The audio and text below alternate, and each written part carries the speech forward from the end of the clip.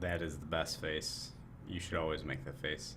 Welcome to Chapter 12, delivering professional presentations. Obviously, as I sort of stutter over some of my words, probably not the best way to start. I should probably restart the video, but I'm not going to, because that's sort of the originality and ingenuity that this class brings to you.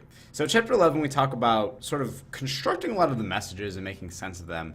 Chapter 12, we're figuring about how is it that we actually develop and finally deliver on a lot of these elements. And we're only going to cover about the first half of Chapter 12, just because from a public speaking perspective, the second half of the information is probably more pertinent to other types of classes.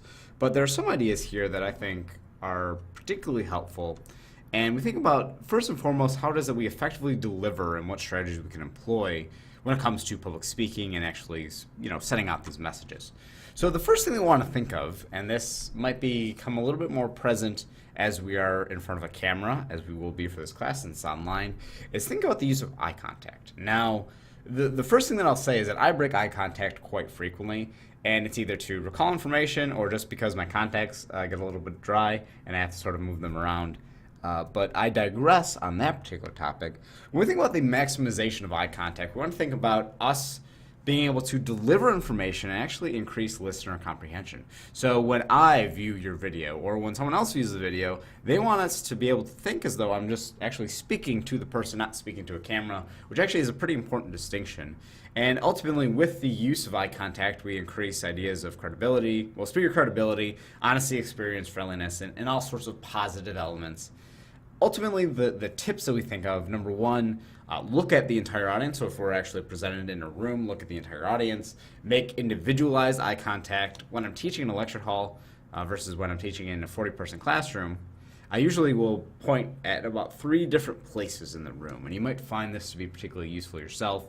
But make sure that you are actually looking at the different people. So looking at area 1, area 2, area 3, just being able to use that eye contact in a positive way.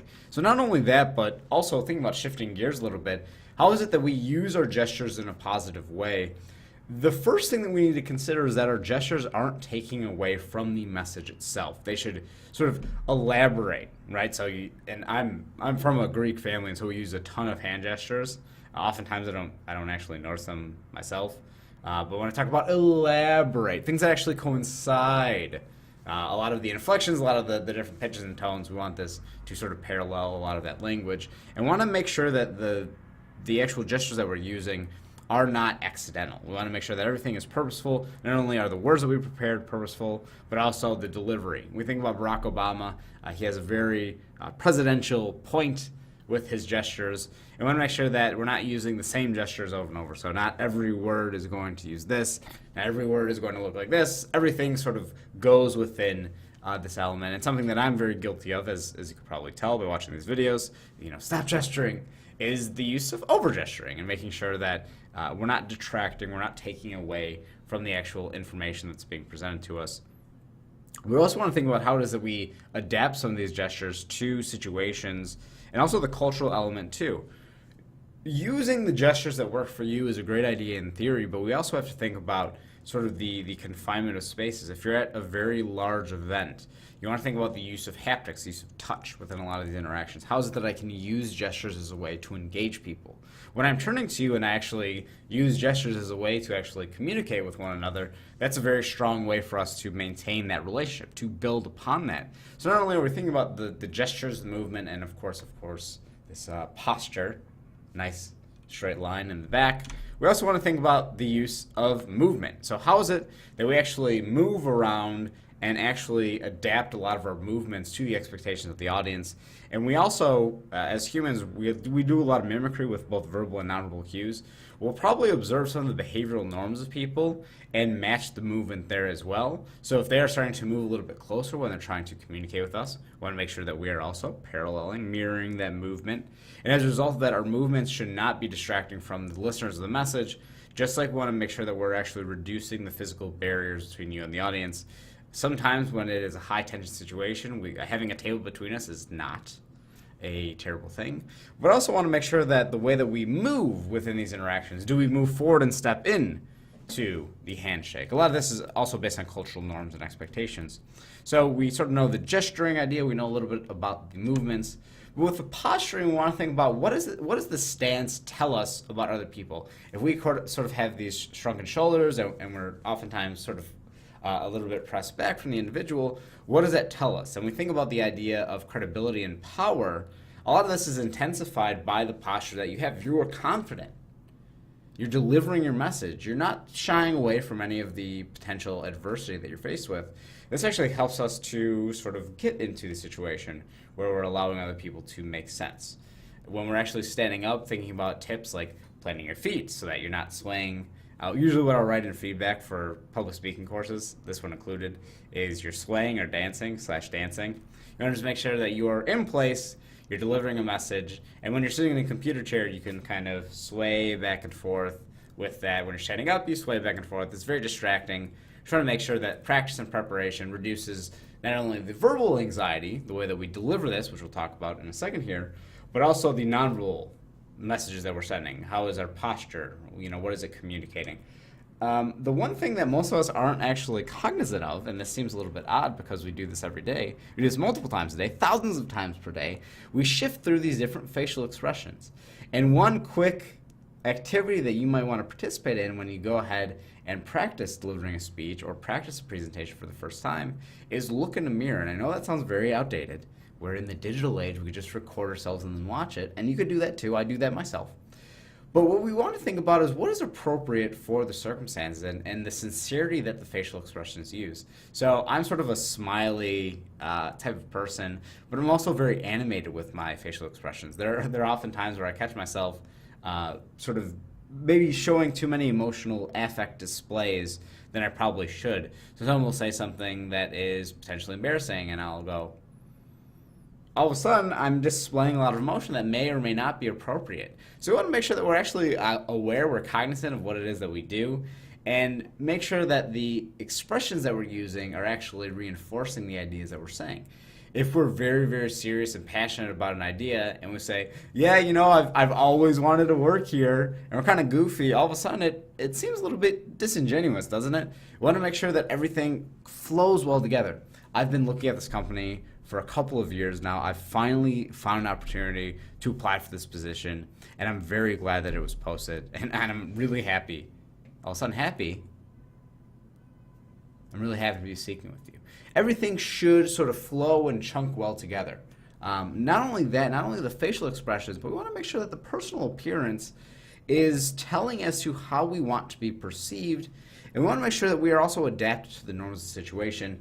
Better to dress up than dress down. But also, the one tip that I think people are a little bit hesitant to go forward is asking people about the audience what it is to wear and how it is that we should present ourselves. This is something that hopefully we're able to know before we get in these circumstances. But think about a job interview. Most of us have been to a job interview before. We probably dressed up. We probably have a certain script in our mind as to what the people wear at that company.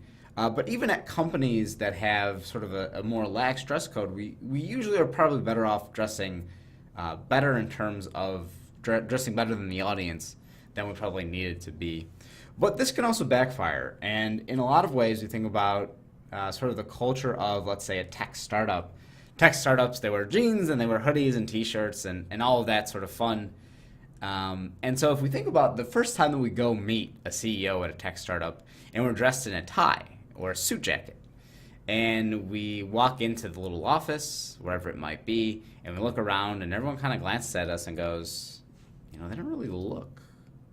They're not really presenting themselves in the way that we're presenting ourselves. Maybe they're not a good fit. Now, this could be an overblown scenario. They could just look at you and go, okay, they're trying to impress us. That's great. But for the most part, we want to make sure that we have insight. In a lot of circumstances, what we want to do is find out how people dress at that company. Some companies are a little bit more transparent than others. They might have pictures on their website or maybe pictures on their social media of people during the day. Try to emulate a lot of those attire decisions and make sense of it all as well. But when it comes to the actual verbal use, the message itself is important, but everything else, the nonverbal elements, are very important when it comes to delivering a successful message.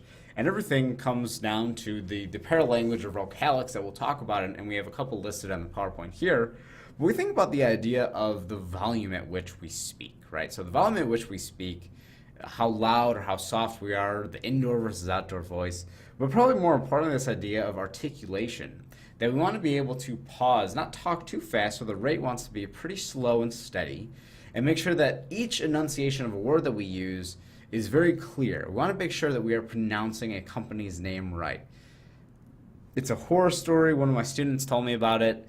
They were applying for Weber Shandwick, which is a public relations firm, and they were so caught up in the moment, they were experiencing all this anxiety, and they said, one of the questions was, why do you want to work here? I think by one of the interviewers. And they said, well, one of the things that I like about Weber Shandwick, and all of a sudden, credibility blown, they were so embarrassed, sort of crash and burn. I think they actually did end up working there because someone saw within that anxiety that they were a little bit nervous and let it pass. Everything I assume had went well outside of that. But the pronunciation, actually conforming to standard English, you and your friends probably use a different dialect of English, probably more slang usage on an everyday basis. I'm gonna go do this versus I am going to. So it's like, what can you provide? Well, I have to first think about what I'm going to provide versus what I'm gonna provide, right? And a lot of those subtle nuances can be eliminated with practice. We want to make sure that we are fulfilling and actually catering our message, aligning it well with the actual dialect, the sort of consistency of the pronunciation of words, common to different groups of people.